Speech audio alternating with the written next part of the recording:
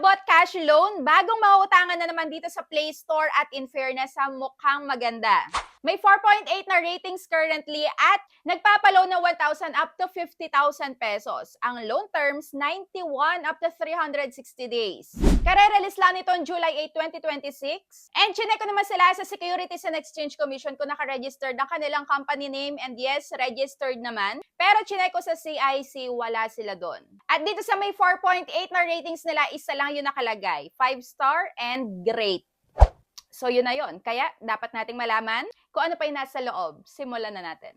So hi guys! Welcome back again to my YouTube channel. Kung bago ka pa lang dito, huwag mo kalimutan mag-subscribe at pindutin mo na din yung notification bell para lagi kang maging updated sa mga next uploads ko. And short disclaimer, yung video na to ay hindi panghihikayat. This video is for educational purposes and for awareness para bago kayo mag-try, alam nyo muna kung ano yung pinapasukan yung utangan. Going back na nga dito sa may homepage nila, bawal ang screenshot and nagpapalaw ng up to 50,000 pesos. May daily rate na 0.05%.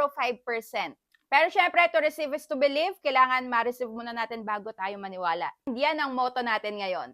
And dito naman, sa may ID, pwede ang UMID Passport, Driving License, SSS, PRC, Postal ID, National ID, GSIS, PhilHealth. Pero natinry ko namang ilagay yung unemployed, self-employed student, hindi na kailangan mag-provide about sa may pinagtatrabahuhan. Pero dun sa may ibang loan app kasi, pagka pinili natin yung walang trabaho, kailangan pa rin ilagay yung details about dun sa may pinagkakakitaan. Pero dito wala na. Kaya after dito sa may ID, yung iba pang sasagutan ay educational background, marital, number of children, ilang credit card meron tayo, residential address. So yun lang. At 3 contact references.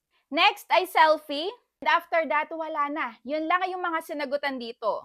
So, na-offeran nga ako ng 1,000 up to 2,000 pesos. At bakit ko nasabing maganda? Dahil dito nga may service fee na 30 pesos lang. So, yun lang yung makakaltas pagka in-loan ko, ipinush ko itong 2,000 pesos. Kaya ang mare-receive ko ay, sabi nila, 1,970.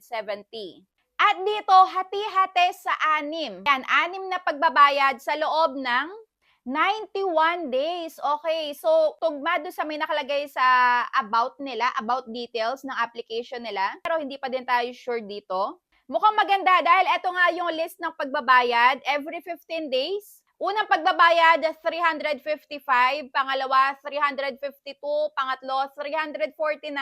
Pang-apat, 347. Pang-lima, 344. Pang-anim, 302. So, hindi kasi pwede yung screenshot sa kanilang application and i-respect natin yon. Pero yun nga, yung nakalagay dito na listahan ng due dates and amount na babayaran. So, pwede palang baba